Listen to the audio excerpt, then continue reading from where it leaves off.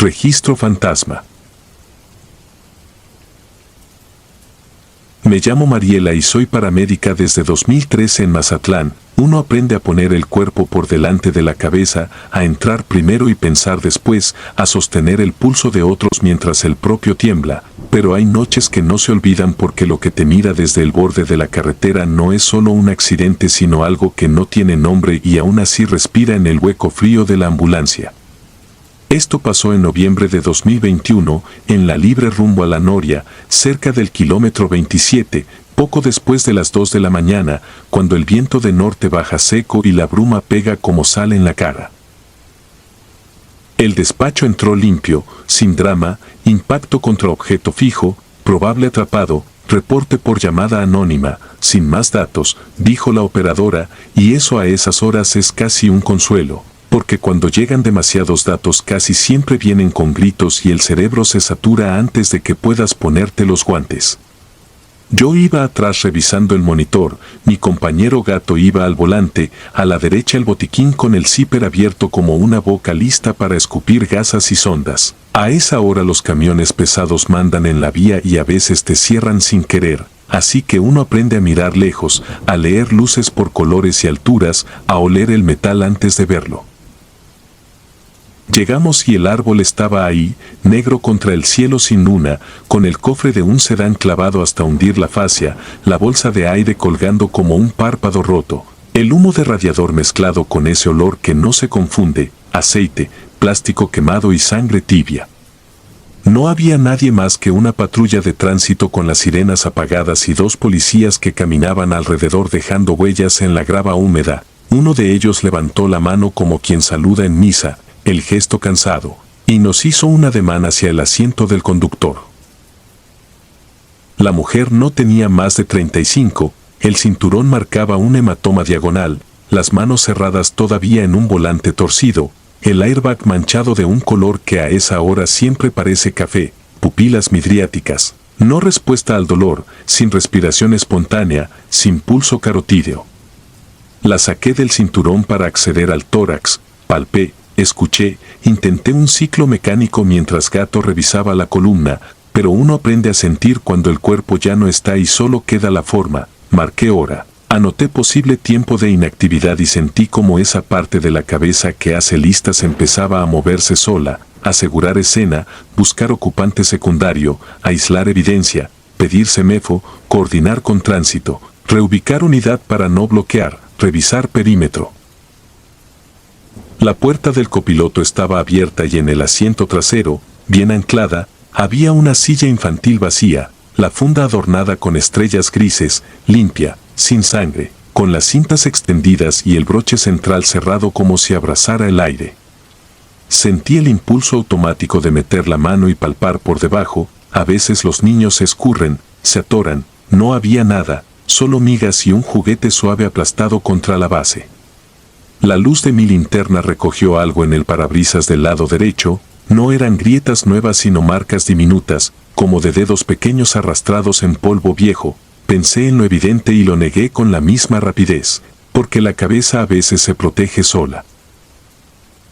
Gato me llamó desde la cuneta, había huellas en la tierra húmeda, no de bota ni de tenis grande sino de pie descalzo, chico, como de alguien que hubiera salido del auto y bajado sin prisa ni carrera, pisando con el talón y marcando dedos, un camino que se perdía en el pasto bajo. Alumbramos, bajamos con cuidado, el ruido de los grillos parecía más alto en el oídos por la adrenalina, y la lámpara agarró una tela azul engancha en una rama. A los 10 metros encontramos a un niño echado de lado, temblor fino, una herida en la frente que sangraba con paciencia, ojos abiertos sin foco. Tenía unos 9 o 10 años, piel fría, respiración rápida y superficial, pulso filiforme. Collar, control de hemorragia, manta térmica, cánulas y tolera, carga en tabla. El cuerpo obedece cuando las manos recuerdan en qué orden ir. Lo subimos, anclamos, conecté el monitor para ver la frecuencia. Marcaba 132 irregular y saturación baja. La curva del pletismo bailaba su danza nerviosa en la pantalla. Hablé por radio para avisar traslado inmediato, el ruido respondió con estática y un silbido como de aire cruzando por una tubería. Cambié a canal alterno, entró la voz del C5 con cortes, copiado a medias, y el pitido del monitor se volvió el único ritmo en la caja de la ambulancia. Gato cerró puertas, metió primera y la unidad se volvió ese cubo que para mí siempre se siente como un barco sin agua. A la altura de la señal del kilómetro 27, sin tocar nada, la impresora térmica del monitor comenzó a escupir papel. Fue una tira corta, 10 centímetros quizá, con una línea casi perfecta de latidos a 92 por minuto y el nombre paciente 1 que el aparato pone por defecto cuando no tiene identidad. Lo raro es que esa no era la frecuencia del niño, lo estaba viendo, seguía arriba de 130 y la tira mostraba un QRS ancho, sosegado, adulto. Arranqué el papel para que no estorbara y busqué si alguien había golpeado el botón de print, nada. El monitor no suele imprimir solo, necesita un dedo o un evento que lo dispare. Revisé alarmas, conexiones, el sensor de oximetría, la derivación, todo en su lugar. Seguimos. La caja de la ambulancia es un universo de ruidos pequeños cuando los distingues, el choque de frascos en el botiquín, el velcro que respira, la manta que roza con el plástico de la camilla, el martilleo de las ruedas sobre juntas del asfalto, así puedo saber si algo cambia sin mirar. Algo cambió, el peso a la derecha de la camilla se dio 1 milímetro, como si alguien hubiera apoyado el codo, lo suficiente para que el tensiómetro automático que yo había dejado sobre el colchón se deslizara hacia la baranda y yo tuviera que alcanzarlo antes de que cayera. No había nadie más conmigo ni con el niño, aún así mi brazo se estiró hacia un vacío que opuso resistencia. No fue una fuerza, fue la ausencia de espacio habitual, el volumen ocupado por algo que no se ve. La tirita de papel volvió a salir, esta vez más larga, con la fecha y hora correcta, con la misma frecuencia de 92, con un artefacto en una de las curvas que en urgencias conocemos como corchete y que suele aparecer cuando el paciente tose o se mueve. Mi niño no tosía ni se movía, medio estaba inconsciente, esa firma era de otra cosa. En la esquina inferior derecha, la impresora imprimió un número de serie de la lectura que, al final del traslado, quedaría guardado en la memoria interna del equipo. Respiré hondo. Anoté en la hoja de registro que el monitor había impreso de forma espontánea, llamé a Gato por el intercom y le pedí que avisara a urgencias pediátricas para recepción directa. No hablé de la fuerza que no vi, escribirlo después me llevó días. Entregamos al niño, saturación baja, presión sostenida con líquidos tibios, Glasgow impasible, pupilillas que se resistían a cerrarse aunque el cuerpo lo quería, esa terquedad de los niños que a veces les salva. En el pasillo, mientras firmaban recepción, un policía de tránsito me preguntó si habíamos escuchado el audio de la llamada, negué con la cabeza, él dijo que en el C5 guardan todo y algunos operadores, por morbo o costumbre, vuelven a ponerlo para entender por qué algo no les cuadró. No le hice caso, tenía que volver al punto, llenar campos, esperar al perito, ver salir la grúa con la certeza de que la imagen del árbol se iba a quedar pegada atrás de los ojos. Regresamos, Semefo ya estaba y el auto empezaba a separarse del árbol con esos chirridos de metal que siempre parecen quejarse. Uno de los policías estaba sentado en la orilla de la cuneta mirando hacia abajo, el foco de su lámpara apagado. Dijo que lo raro eran las huellas. Le dije que sí, que yo también las había visto. Él agregó algo que me atravesó la espalda como una corriente, había de 2 tamaños. Unas eran del niño que teníamos ya en urgencias y otras más pequeñas, se separaban en un punto y volvían a juntarse cerca del coche, como si 2 personas hubieran bajado y una de ellas se hubiera quedado esperándola a la otra a la mitad de la pendiente. No dijo 2 personas, dijo 2 pares de pies, y esa manera de nombrarlo, sin rostro, me pareció más exacta. Esa madrugada dormí poco, en el cambio de turno uno escucha historias pero prefiere no hablar.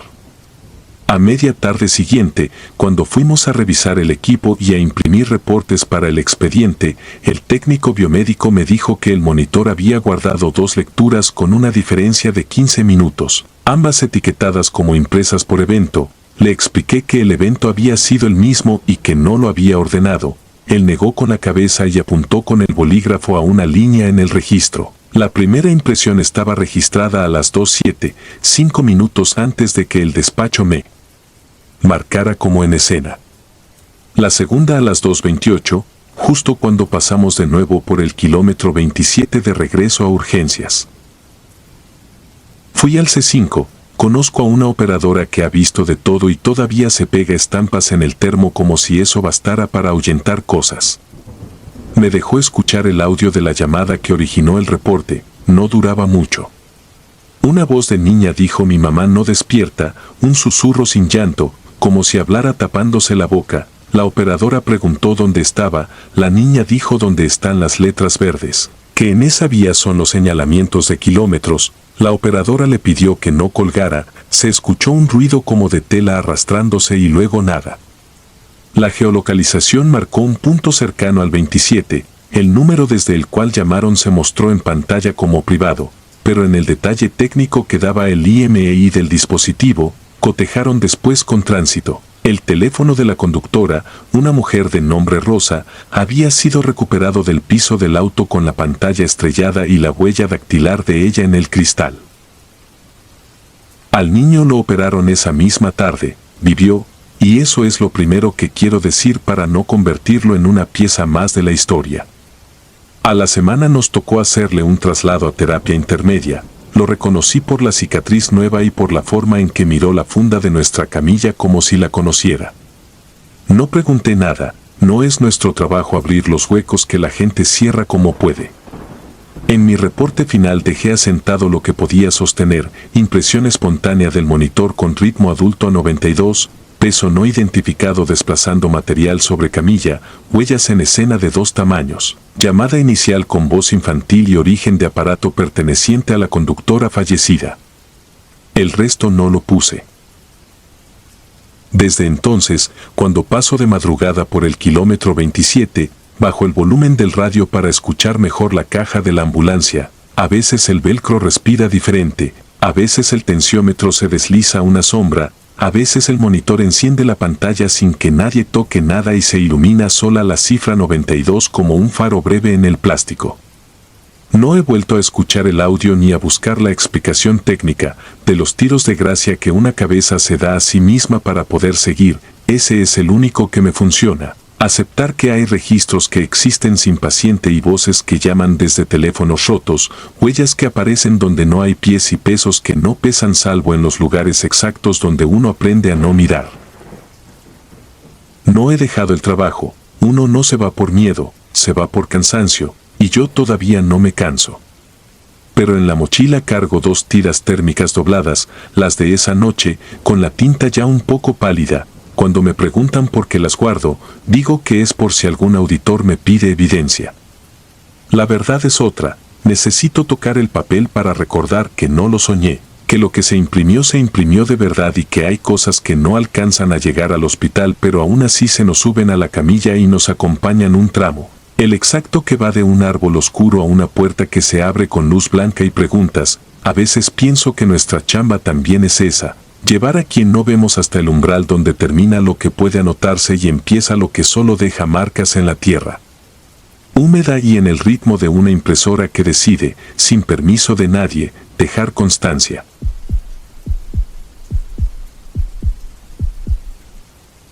El que pidió agua. Me llamo Iván Salcido y trabajo de paramédico nocturno desde 2016. En la madrugada, el Hospital General de Ciudad Obregón tiene ese cansancio mineral que se pega a la piel, olor salado de sudor seco, cloro rancio y metal. Somos pocos para todo. Si llega un código, asistimos. Si falta un camillero, empujamos. Si un doctor necesita manos, somos esas manos. Era agosto de 2022, lluvias intermitentes, el asfalto reventando calor aunque el reloj ya estaba por dar las 3. Dejé mi cena a medias porque una ambulancia llegó gritando insistente a la rampa y en cuanto los vi desaparecer con el paciente, salí a la banca de siempre, bajo un foco que parpadea como si respirara mal. Abrí un electrolito, ese azúcar frío que engaña al cuerpo para aguantar otra ronda. No había viento. La noche era una manta húmeda. Fue entonces que se acercó un muchacho y me preguntó, con voz cansada, si podía sentarse. Asentí con la cabeza. No era raro ver gente afuera, familiares sin uñas de tanto morderse, choferes que esperan noticias, policías con café que ya parece tinta. Nos quedamos en silencio. Yo pasé la pantalla del teléfono por costumbre, sin leer en realidad. De reojo vi lo blanco de su mezclilla, manchada de algo oscuro, como grasa de taller. Las manos inmóviles sobre el regazo, dedos largos, uñas con tierra. Me dijo que tenía sed, que donde podía comprar uno de esos. Señalé la esquina. Hay un Oxxo que nunca cierra, justo detrás del módulo de vacunas. Murmuró un gracias y no se movió. Dijo que sentía las piernas pesadas, que en un momento iba. No había nada en su cara que avisara peligro, ni pálido extremo ni sudor frío, solo el agotamiento de quien lleva horas corriendo entre sobresaltos. Lo miré de frente por primera vez. Joven, no más de 25, una playera gris con franjas oscurecidas por humedad o mugre, el cabello pegado a la frente. Le pregunté si esperaba a alguien dentro. Hizo una mueca como de desorientación, se levantó con lentitud y caminó hacia la esquina. Dio la vuelta sin prisa y se perdió del foco parpadeante. Me quedé un minuto más, apuré el trago y regresé porque sonó el radio, necesitaban manos en urgencias. Adentro era otra música, tijeras que abren uniformes, monitores con su pitido seco, voces cortas y exactas. Me pidieron ayudar a preparar la salida de un cuerpo hacia la morgue. Lo hacemos con la misma calma técnica con que ponemos un suero, sábanas limpias, bolsa negra, etiquetas, firma. Mientras ajustábamos una correa de la camilla, uno de los médicos me comentó que el chavo de la colisión había llegado muy mal, que el torniquete no alcanzó, que el trauma de piernas fue brutal. Dijo llegó en las últimas. No insistí. Esas frases las sellamos en un cajón y seguimos. Entonces corrí la sábana hasta el pecho para pasar otra etiqueta y le vi la cara. Era él. El de la banca. El que me pidió agua. Una cosa es leer sobre el doble de un vivo. Otra, ver la misma boca, el mismo lunar cerca del ojo, el mismo mechón que le caía hacia la ceja. La playera gris, ahora abierta por el frente, cortada en cruz con tijera para maniobras. El mismo tono claro de mezclilla, y allí la grasa que había visto, solo que ya no era grasa, era mezcla de aceite con tierra y algo que a esa hora ya no vale la pena nombrar. No dije nada al principio. El cuerpo pesa de otra manera cuando piensas en su conversación de hace 15 minutos.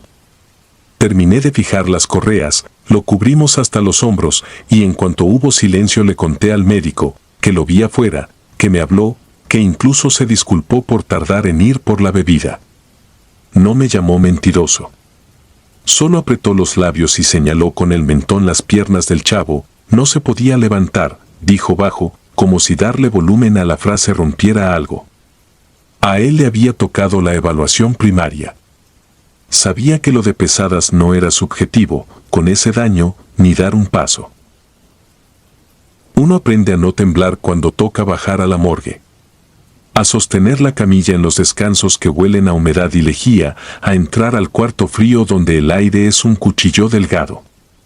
Pero esa noche vibraban los dedos. No de miedo a la oscuridad ni a los muertos. Era una vibración que mezclaba enojo, incredulidad y una tristeza nueva, casi infantil, esa que da cuando comprendes que algo terminó justo cuando acababas de saludarlo. En el ascensor, la luz se fue por un segundo. Nada extraño, ese hospital parpadea. Cuando volvió, sentí que alguien me tocó el bolsillo del pantalón, un roce pequeño. Era la botella. La sostenía con fuerza, como si la estuviera cuidando de una caída. Me reí sin ruido delante del camillero. Bajamos. Entregamos el cuerpo a la técnica de morgue. Ella lo recibió con la calma profesional de siempre, firmó la bitácora y lo rodó con movimientos suaves hasta un anaquel. Antes de salir, puse la botella sobre una repisa metálica junto a los marcadores indelebles y las etiquetas. No sé por qué lo hice. Supongo que uno compensa la sed con gestos inútiles. La técnica me miró, arrugó la nariz como preguntando. Dije que la dejaría ahí, por si alguien la necesita. Ella se encogió de hombros. A estas alturas, cualquiera tiene rituales secretos. Al subir de nuevo, el guardia de seguridad me detuvo. Me preguntó si todo bien. Le dije que sí. Añadió, con ese tono de chisme obligatorio, que me había visto hablando solo en la banca. Nomás te vi moviendo la mano como enseñando algo y nomás estabas tú, dijo. Quise replicar, describir al muchacho, su ropa manchada, el gesto de quien busca orientación. No lo hice. Le dije que el foco de afuera ya no sirve bien. Hizo una mueca. De esas que significan nada.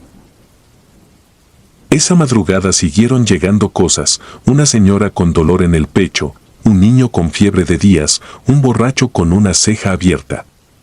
A ratos volvía a la banca en pensamientos, como quien se toca la lengua donde ya no hay diente. Me obligué a seguir el ritmo. Se acabó el turno por fin, casi a las 7, cuando el sol trae esa luz sucia que no calienta. Antes de irme a casa pasé por la rampa y miré la banca. El asiento tenía un círculo húmedo, perfecto, del tamaño de una base de botella fría. No había llovido. Toqué con el dorso de la mano. Era agua. No me asombró, me enojó. Que uno esté aquí haciendo sumas con lo incomprensible y todo se reduzca a pruebas discretas que nadie va a creer. Secué el aro con mi manga, como si borrarlo fuera a darme paz. Dormí 2 horas. Soñé con ruedas de camilla atrancadas en una esquina. Soñé que quería empujar y me pesaban las piernas. Me levanté con la boca seca. La tarde siguiente, de camino al hospital, pasé por el bulevar donde habían chocado. Uno de los compañeros me señaló el sitio exacto, pintura fresca en el asfalto, huellas de frenado, un poste con marcas nuevas. Ya había una cruz improvisada con listones azules, una foto mal impresa metida en mica. Era él. La playera gris se veía limpia en la imagen. Lo raro fue el detalle que no vi en la madrugada. En el cuello llevaba un cordón rojo con un dije en forma de gota, vidrio o plástico. En la foto brillaba con el flash. Regresé al turno con la intención de no hablar del tema. No me gustan los escenarios donde todo el mundo opina con superstición. Pero al entrar a la morgue para dejar una bolsa con pertenencias que nos habían pasado, vi la repisa metálica. La botella ya no estaba. El marcador y las etiquetas sí. Pregunté a la técnica sin querer preguntar, ¿tomaste el electrolito que dejé? Negó con la cabeza. Dijo que hacía calor, pero que no había visto ninguna botella. Busqué con la mirada los anaqueles, como si fuera lógico que la hidratación del mundo tiene lugar propio. Nada. Volví a urgencias. Me puse a contar vendas y revisé la ambulancia como quien necesita un trabajo físico para ordenar la cabeza. En el compartimento lateral, junto a la férula, había una salpicadura del mismo negro viscoso que había visto en la mezclilla del chavo. Aceite de motor mezclado con barro. Lo limpié mecánicamente. Una parte de mí, la parte más cobarde, fingió que era casualidad. Cuando la noche se asentó otra vez, salí un minuto a la banca. Ya no parpadeaba el foco, estaba muerto. Me senté igual. Cerré los ojos. No pedí nada. No dije nada. Escuché el zumbido eléctrico de la ciudad, los perros lejos, un carro sin silencioso y, en la lejanía, el timbre seco de una ambulancia que no era la nuestra. Abrí los ojos y, sobre el asiento, a mi lado, había un aro húmedo nuevo que avanzaba lento hacia la orilla del tablón, como el mapa de una mancha viva. Puse la mano para que no cayera. Se me humedecieron los dedos. Era agua fría. No soy de los que renuncian. No me asusta el trabajo ni la muerte. Me asusta la sed de los que ya no pueden levantarse. Desde esa noche, cuando entregamos a alguien a la morgue, dejo una botella a la vista por si alguien la necesita. Nadie me ha dicho nada. A veces desaparece. A veces no, a veces encontramos a la mañana siguiente un aro perfecto en la banca, sin lluvia, sin nadie, sin explicación. Me gusta creer que es cortesía, una última orientación para quien no entiende todavía en qué pasillo está. Me gusta pensar que el muchacho consiguió su trago. Hoy le pongo nombre a ese gesto para no perderme yo también. Cuando salgo a la banca y dejo el agua sobre la madera, digo hacia la esquina, sin levantar la voz, sin esperar respuesta, aquí está, compa. Y el aire, por un instante breve, huele a metal y a asfalto mojado, y me pesan menos las piernas. Solo un poco. Lo suficiente para volver a entrar. Señal sin pulso. Soy paramédica desde 2014. Aprendí a separar la lástima del trabajo, a poner el cuerpo primero, la mente después. La madrugada del 3 de junio de 2018, en Torreón, descubrí que hay cosas que no caben en ningún protocolo. Esa noche mi unidad, la Alfa 27, estaba asignada a la zona centro. Mi compañero Aldo y yo íbamos cerrando un traslado cuando despacho entró por el canal, femenino, 22 años, sensación de desmayo, sola en departamento, edificio eucalipto, tercer piso, 3B. Hora de llamada registrada, 3:17. Sin otros eventos pendientes. Rumbo. El aire era tibio y sucio, típico de verano y cantera. En la camioneta solo se oía el zumbido del oxímetro golpeando pared con pared dentro del gabinete.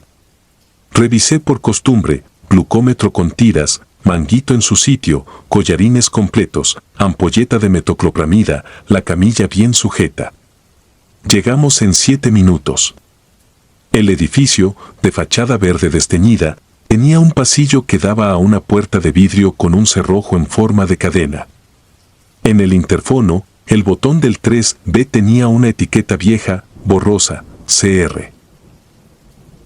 Toqué el interfono y me presenté. Una voz de mujer joven contestó que ya iba, que buscaba las llaves. Dijo que se sentía mareada, que llevaba 2 días con poco alimento, que necesitaba que la revisáramos allí, que no quería ir al hospital. Se oía lúcida, aunque cansada. Le pedí que respirara despacio y que no se moviera sin apoyo. Cortó con un no me tardo. Esperamos. La calle estaba vacía. De la esquina sopló un olor a pan de madrugada que no venía de ninguna parte. Un perro se cruzó sin mirarnos. A los 2 minutos se acercó un hombre de unos 40 y tantos, con llavero colgando. Era el conserje. Preguntó a quién esperábamos. Le dije el nombre que despacho nos dictó. Se quedó duro. Pregunté si la conocía. Dijo que sí.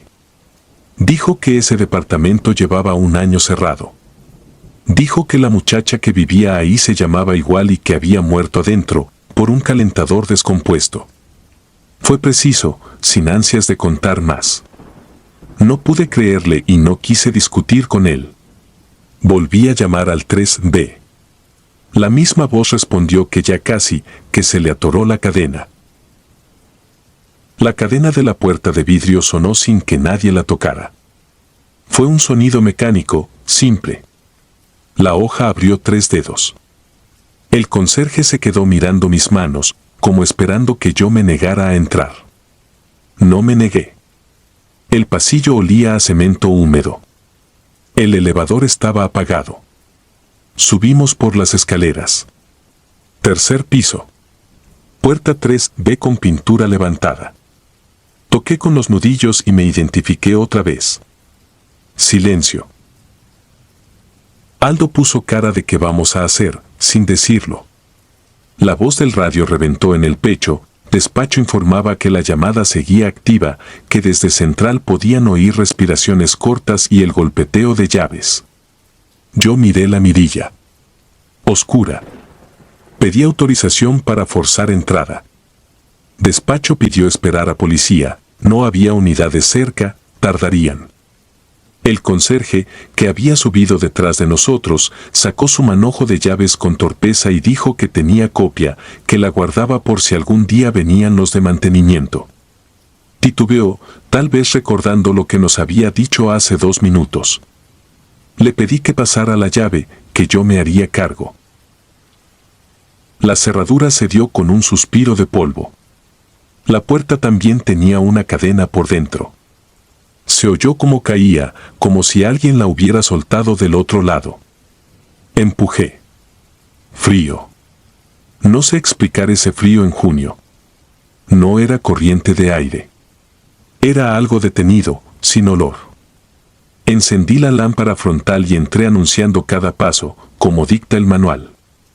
Sala vacía, muebles cubiertos con sábanas grises de polvo, una alacena abierta mostrando 3 platos, vaso con un aro seco de electrolito, muy marcado, supuestamente antiguo. En la mesa, un sobre sin abrir con un sello de IMSS, miré el matasellos, 2017. El teléfono estaba en el piso, al lado de una extensión. Pantalla cuarteada, sin chip. Aún así, marcaba 911, llamada en curso. Puse altavoz. La voz de la operadora de nuestra central entró con eco, diciendo que tenían al usuario en la línea pero que ya no respondía. Lo que salía por el teléfono del suelo no coincidía con el radio. No debería pasar. Miré a Aldo.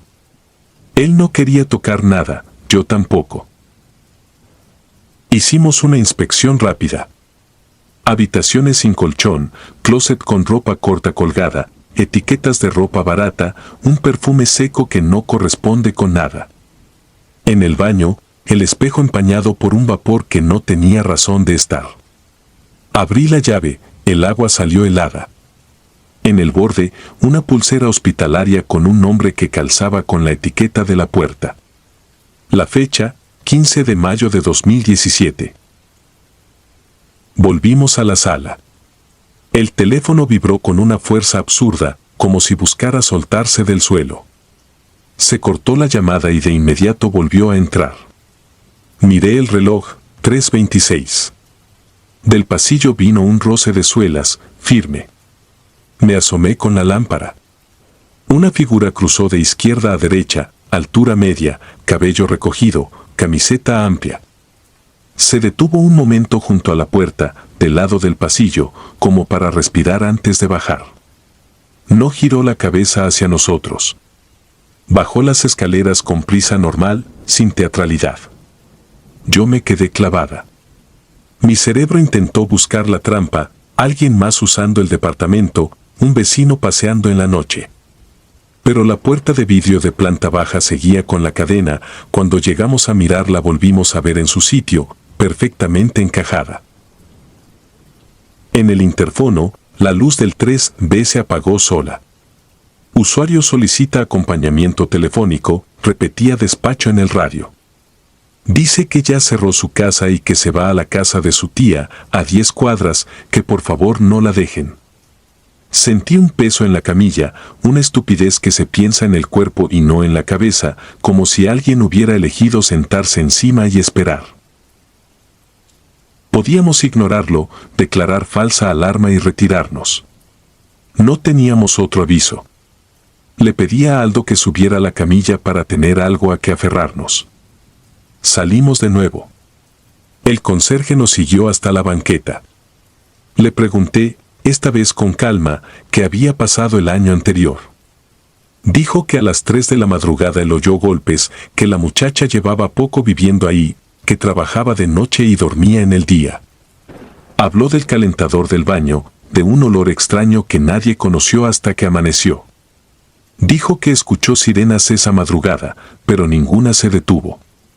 Dijo que cuando por fin subieron, ya no había nada que hacer. Dijo que a él le quedó la tarea de cerrar el departamento. No añadió culpa ni morbo. Lo dijo como se dice que el agua hierve a 100 grados. Emprendimos la ruta a la dirección que despacho nos proporcionó, supuestamente la casa de la tía. Calle Colón, números impares. A las 3 cuadras, el monitor cardíaco que nunca dejamos encendido parpadeó solo, línea, derivación 2, interferencia. No había cables conectados. Pulsó a 44 por 2 segundos y luego regresó a la nada.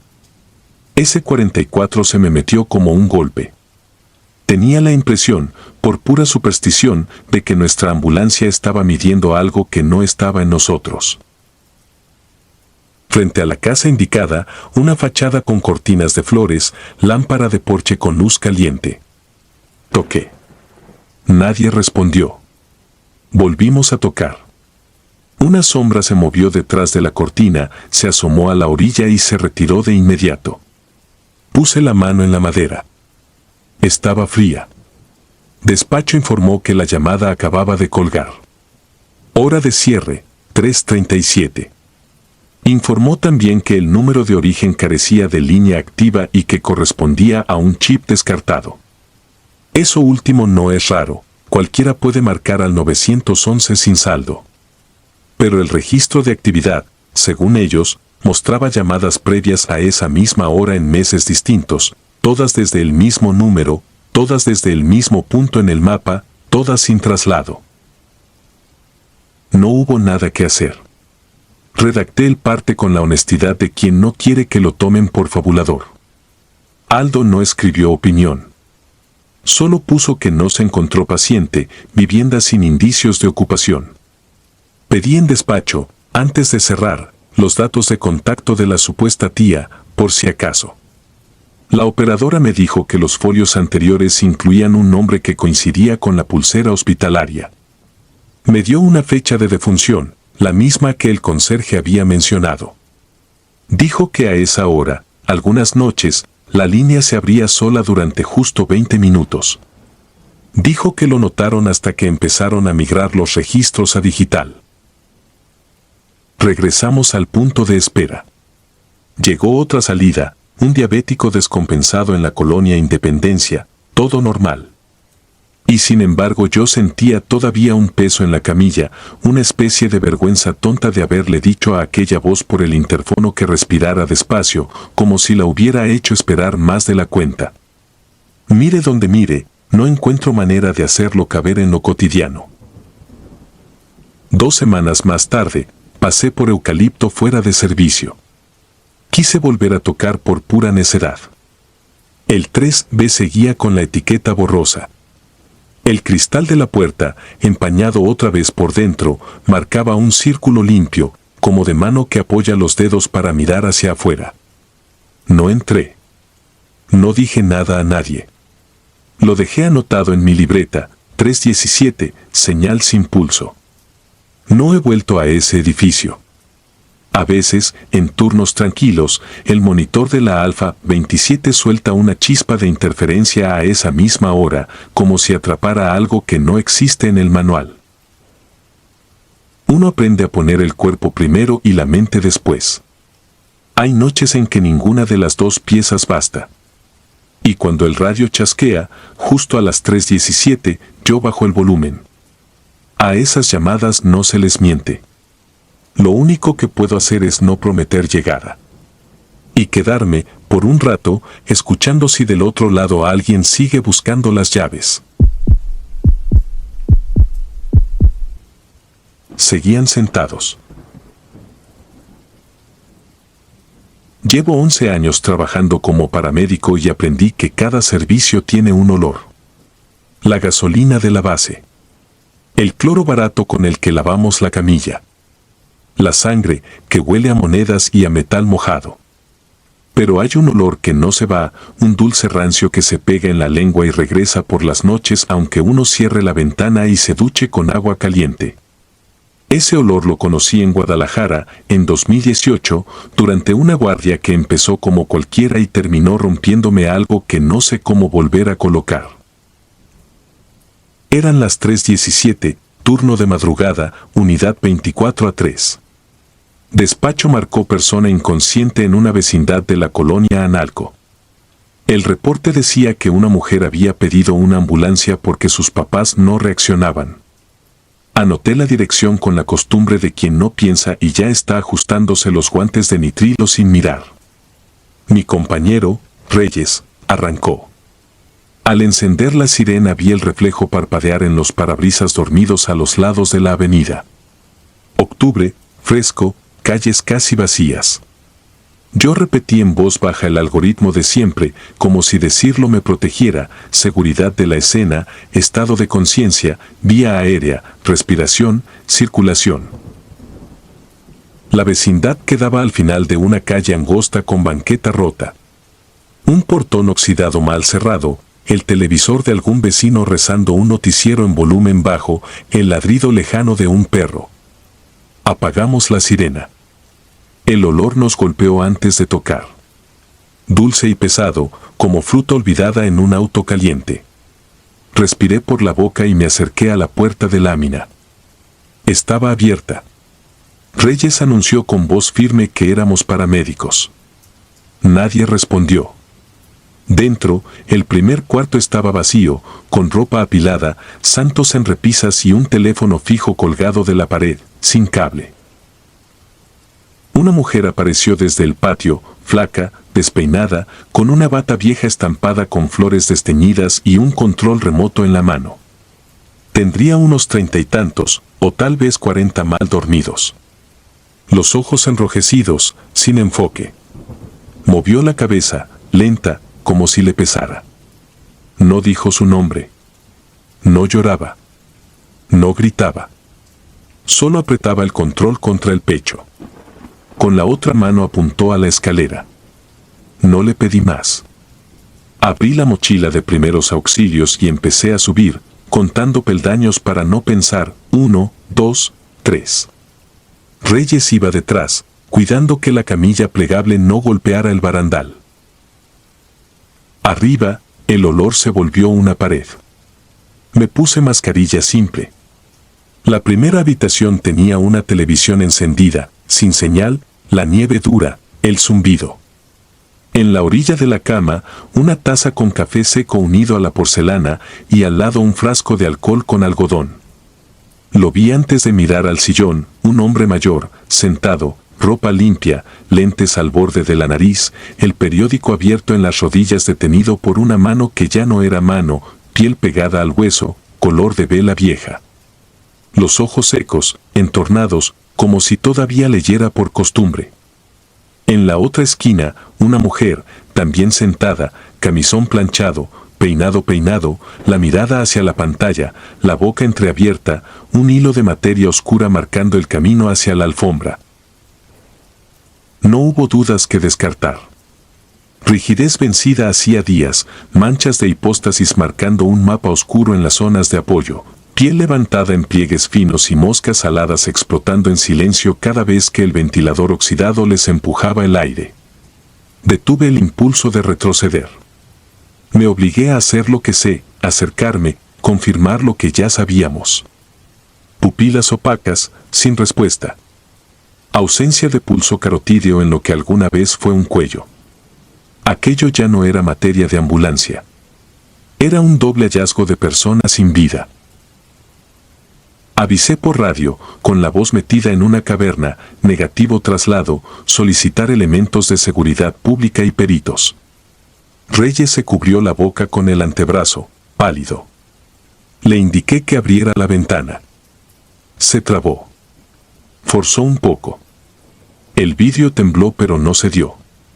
Yo miré alrededor, buscando pruebas de vida reciente, una mesa con 2 platos puestos, cubiertos acomodados sobre servilletas, vasos con agua en los que flotaba una nata verde, como una frontera. Sobre la cómoda, una fila de medicinas ordenadas por día en pastilleros de plástico. Un calendario en la pared con X rojas marcando fechas, y luego, al final, X dibujadas con tinta temblorosa y sin patrón, apretadas, como si alguien hubiera olvidado que se marcaba. Había signos de cuidado. La señora tenía las uñas cortas y limpias. La ropa estaba lavada y sin arrugas. En el piso, a un costado del sillón, una cubeta con agua turbia y un paño húmedo todavía frío al tacto. Alguien los había aseado recientemente. No pude evitar imaginar manos repitiendo una rutina que ya no tenía sentido. La televisión seguía con su nieve, pero el control remoto faltaba. Lo llevaba la mujer de la bata abajo.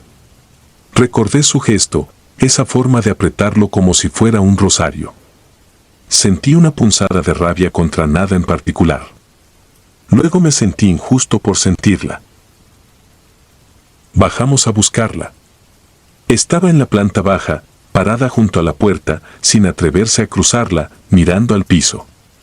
En la mesa del primer cuarto había 2 platos de sopa ya cuajada y una tortilla reseca pegada a un comal apagado.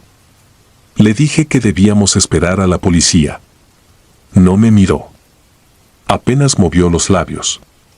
Alcancé a escuchar un susurro, gastado, no quiero quedarme sola. Y ya. Nada más. No más palabras.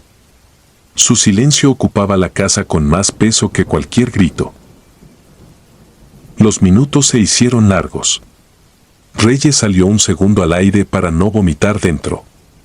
Yo me quedé inventariando, como me enseñaron, la posición de los cuerpos, el estado de las puertas y ventanas, útiles de limpieza, el teléfono sin cable, las fotos familiares enmarcadas. En una, el hombre y la mujer, más jóvenes, abrazando a una niña en un parque. La niña tenía un vestido con flores que reconocí, lavado a muerte, en la bata de la mujer de abajo. Sentí una cosa fría, no miedo de fantasmas, sino de explicaciones que uno no quiere decir en voz alta. A veces la realidad es tan precisa que da más miedo que cualquier cuento.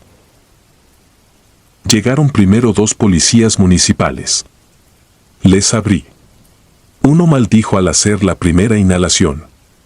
El otro me pidió que los guiara. Le señalé la escalera y me quedé con la mujer en la planta baja. Ella no intentó huir ni moverse. Se quedó mirando sus pies descalzos, el control remoto apretado, los nudillos blancos. Le ofrecí una manta. La rechazó sin palabras. En la tele de su cuarto, un noticiero sin volumen mostraba imágenes de accidentes y violencia. Apagué la pantalla por instinto. Se escuchó arriba el movimiento de botas y el zumbido fijo de la televisión encendida que no habíamos podido callar. En algún punto llegaron peritos y una camioneta de la fiscalía. A la mujer la sentaron en una silla de plástico en el patio. Alguien le hizo preguntas con paciencia de enfermera.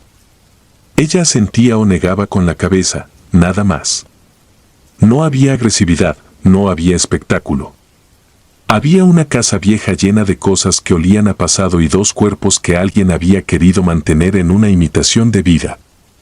Cuando sacaron los restos en camillas, la mujer cerró los ojos y apretó más el control. No lloró. El patio se quedó sin ese ruido sordo que solo hace una televisión viejita, y de pronto todos los otros sonidos volvieron, el ladrido ya cercano, un camión en la avenida, un gato saltando una barda. Nos retiramos cuando nos autorizaron. Dejamos registrado lo que correspondía. En el reporte, en el recuadro de observaciones, puse las cosas que se escriben para otros ojos: ausencia de signos vitales, avanzado estado de descomposición, posible cuidadora con afectación psiquiátrica, escena asegurada por autoridad. Afuera, la madrugada seguía en su tono gris. De regreso a la base, Reyes encendió el ventilador de la cabina como si así pudiera barrer el olor. No hablábamos. A veces el silencio es la única forma de no violentar lo que se acaba de ver. Días después supe más por un policía que llegó a la base a firmar papeles. Me dijo que los padres llevaban semanas muertos, que la hija, única, había dejado de llevarlos al médico hacía meses.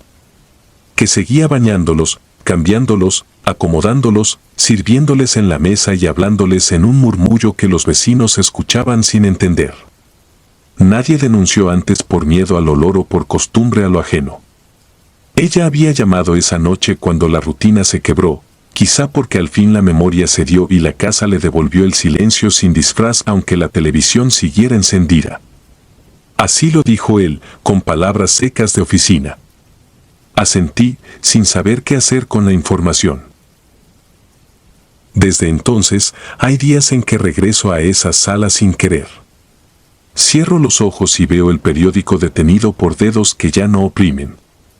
Escucho el zumbido de la nieve en la pantalla aunque el cuarto esté en silencio. Me despierta el olor antes que el recuerdo. Abro la ventana y no pasa nada. A veces, en un servicio cualquiera, una casa huele a cloro fresco o a caldo de pollo y me da un golpe en el estómago por esa memoria cruzada. Hay compañeros que cuentan cosas de fantasmas en la ambulancia. Yo no. Yo no necesito fantasmas. Me basta con ese momento en que reconocí que alguien, en su desvarío o en su amor enfermo, sostuvo por días una mentira con tal de no quedarse sola. Sigo trabajando. A la semana siguiente, a la misma hora, nos asignaron otro servicio y me descubrí mirando el reloj a las 3:17 como si esa cifra hubiera quedado marcada. Salimos a atender a un borracho dormido en la banqueta. Hizo frío. El hombre olía a alcohol y a calle, pero olía a vida, con ese hedor sucio que promete broncas y risas al despertar. Lo subimos, lo aseguramos, lo entregamos estable. En la hoja de atención no escribí nada más que sus signos y el destino. Y al regresar a la base, por un momento, pude respirar sin sentir en el paladar aquel dulce rancio. Pensé que tal vez iba a poder dormir. No fue así. Algunas noches aún me despierto con la certeza de que alguien, en algún lugar, sigue poniendo platos a la mesa y alisando un camisón frente a una televisión que no dice nada. Y en ese silencio entiendo que hay servicios que uno no termina nunca, porque lo que se quedó sentado no son ellos, sino lo que dejó en nosotros. Última señal. Me llamo Iván Duarte y desde 2017 soy paramédico en Mazatlán. Uno aprende a moverse entre sirenas y sangre con una calma prestada. Aún así, hay noches que no se dejan archivar. Esta fue una de ellas, un sábado de octubre de 2022, con la carretera a Villa Unión vuelta vidrio bajo la lluvia. La llamada entró cuando dejábamos a un hipertenso en urgencias, colisión múltiple, kilómetro 17, posible atrapado. Salimos en código 3. Mi compañero, Fabián, peleaba con el limpiaparabrisas, en la radio hablaban protección civil y una patrulla. Yo repasaba lo de siempre, trill, collarín, tabla, hemorragias. El choque se veía desde lejos. Un sedán aplastado contra la caja de un tráiler, como si hubiera querido esconderse y se hubiera quedado sin tiempo. Vidrios, anticongelante, ese metal que la lluvia no diluye. Un hombre caminaba tambaleante. Dos muchachos gritaban un nombre.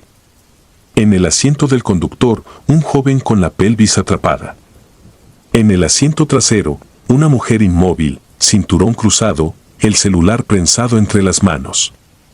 No había pulso ni reflejos desde el primer contacto. Marcamos y priorizamos.